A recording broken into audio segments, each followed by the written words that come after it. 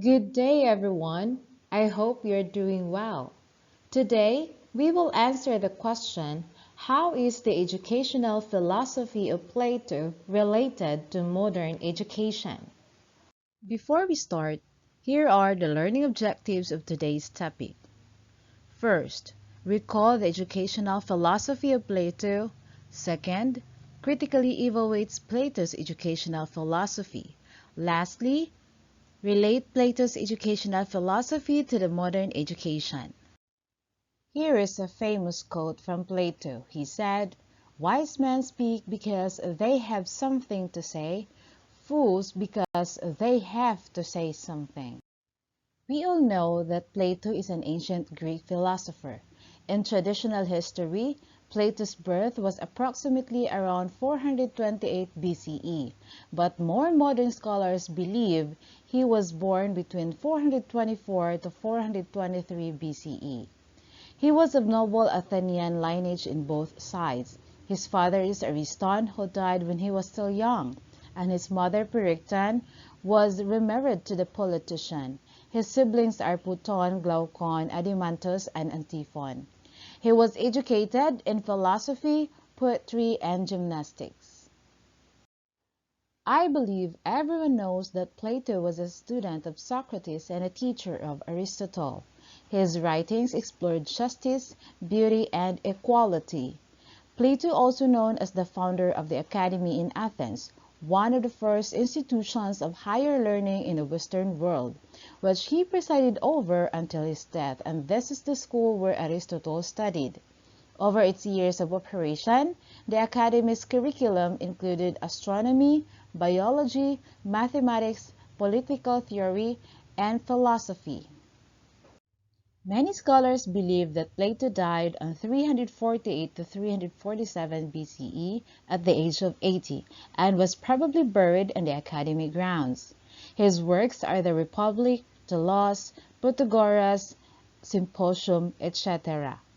Probably the most famous and well-known of Plato's work is his Allegory of the Cave, which is found in the Book 7 of the Republic that compares the effect of education and the lack of it in our nature. In my own understanding, he emphasizes that the ability to learn and to know is innate in human and not the skill we have to teach. More about Plato. After Socrates' death, Plato traveled for years throughout the Mediterranean region studying mathematics with a Pythagorean in Italy and geometry, geology, astronomy, and religion in Egypt. In the middle period of his life, Plato writes in his own voice on the central ideals of justice, courage, wisdom, and moderation of the individual and society. Based on my readings, I have gathered Plato's 5 aims of education. First, to develop leader among the future rulers. Second, to develop hard and competent workers. Third, to produce future civil servants of the state. Fourth, to prepare learners for future life. And lastly, to create and train philosophers. And I believe these are his bases on constructing his curriculum for his academy. According to Plato, the main objective of education is the development of mind, body, and soul. So he recommended curriculum to meet these ends. Here is Plato's model of education, which is designed to produce competent adults to meet the needs of the state. Plato divided his scheme of education because he believed there are some aspects which are to be developed at a certain age. Stage 1, from ages 0 to 6. At this stage, Plato believed that education began from the age of 7, and before this, children should stay with their mothers for moral education. So the mother or elders should tell them the authorized tales about the gods and heroes of the nation to develop the trait of noble character in them.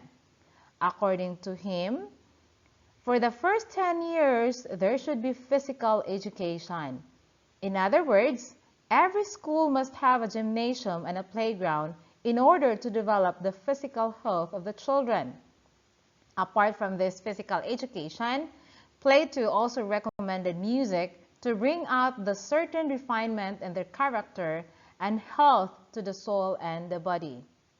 At this stage also, both sexes or gender should be allowed to play with each other. Stage 2, from age of 7 till the age of 17. At this stage, the content of education comprises gymnastics, literature, music, and elementary mathematics.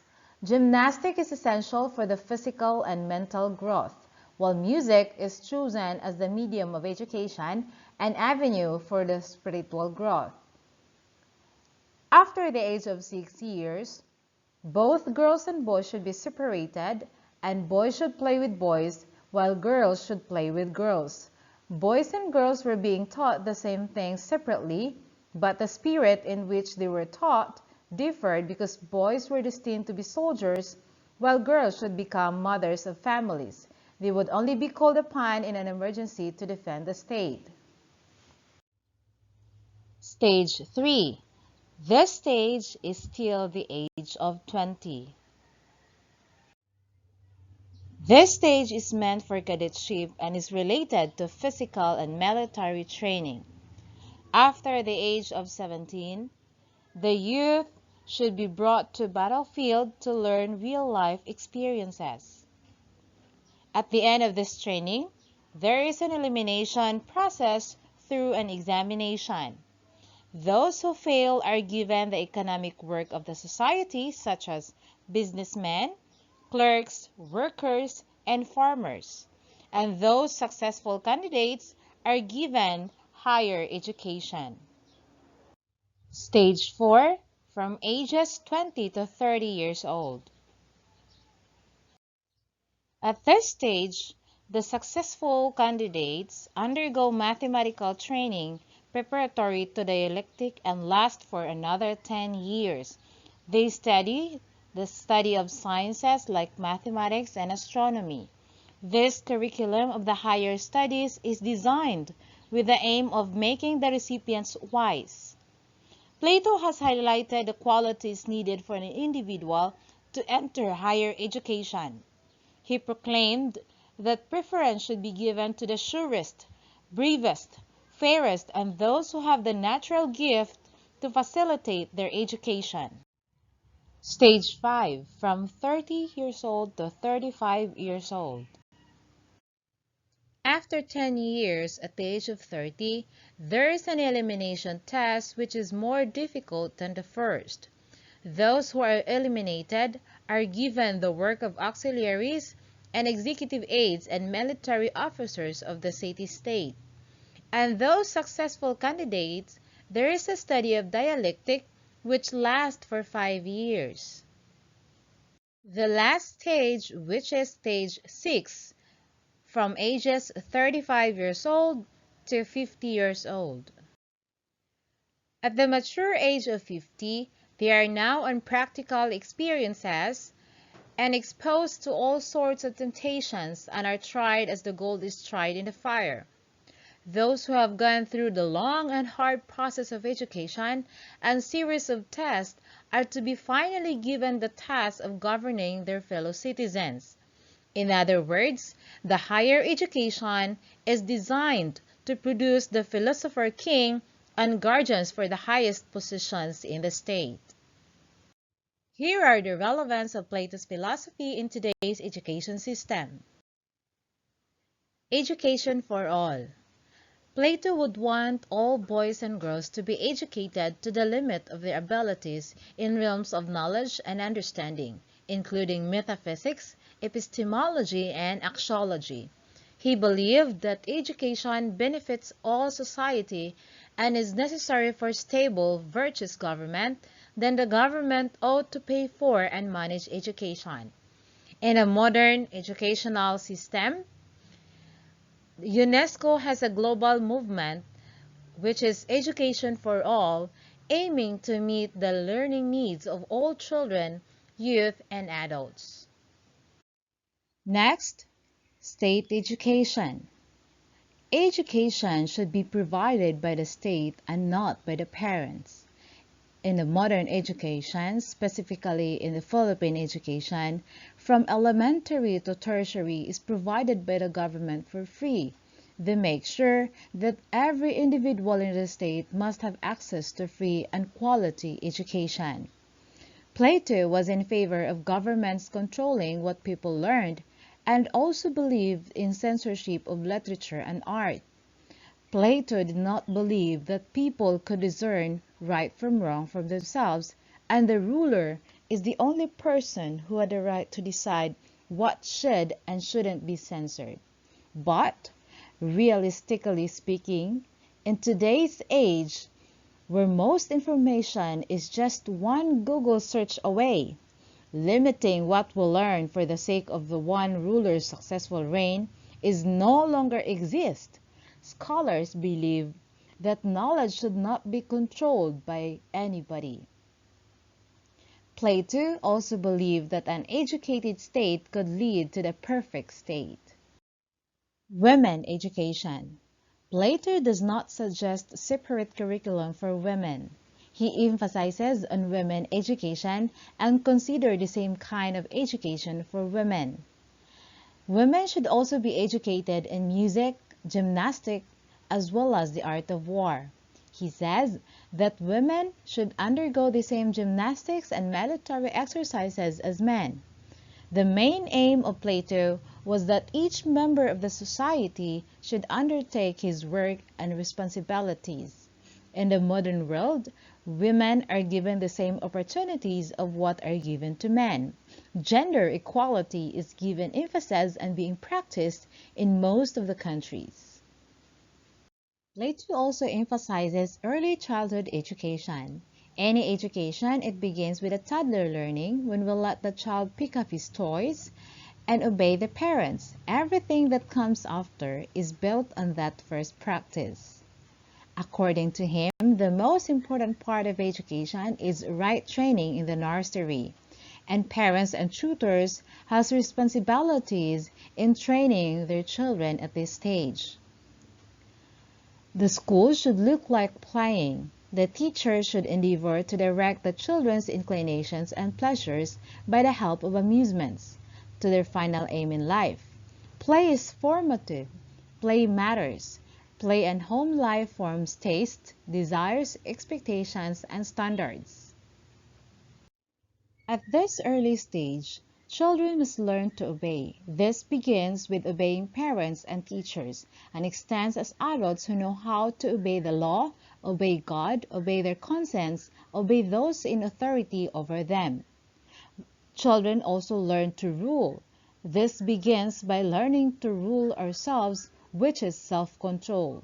He says, "One who rules without obeying is a tyrant. One who obeys without ruling is a slave." Organization and curriculum. Plato divided the system of education into two, elementary and higher education, and divided classes based on age. Here are the teaching methods utilized by Plato: dialogue and discussion, play and physical training, proper training in nursery, self-participation, practical demonstration, and question-answer technique. The roles of educator before and the roles of educator today are similar. An educator is a guide, a true role model, and must be responsible of teaching students, and should lead to a true moral life. He must be deeply committed to his profession, and he has pleasing personality, in-depth knowledge, and professional training. And now we are done revisiting Plato's philosophy, and some of you right now might already evaluating on how Plato's philosophy really influences in the modern educational system. So let's answer the question. Plato's educational philosophy mirrors the educational system that we have today. Education for all from nursery to higher education, the way we value education and how it changes people and a society. The aim for our learners that is to prepare them in future life and teaching them the skills needed. In the modern education, we teach about the skills required today, that is the skills of science and technology, science of medical science, and etc. There are many students working after high school and proved to be capable of performing work with the skills they built during their education. On the other hand, there are people who go on to specialize their skills and education through post-secondary education like certification programs, vocational school, and undergraduate programs up to doctorate programs. The way Plato categorizes the stages of education is what generally influences the way we categorize and sort students in terms of year levels. Here are Plato's famous quotations. Learning is a lifelong process. Learning is not only done at any educational institution, but it starts from childhood of a person, from the surroundings, and ends with the death of a person. When the mind is thinking, it is talking to itself. People are like dirt. They can either nourish you and help you grow as a person, or they can stunt your growth and make you wilt and die. Human behavior flows from three main sources: desire, emotion, and knowledge. You can discover more about a person in an hour of play than in a year of conversation. By Plato. Education is the first and the fairest thing that the best man can ever have. Here are the links of the articles for my references. This is Julita Davis Tabasa, believing the quote, "Do the best you can until you know better. When you know better, do better."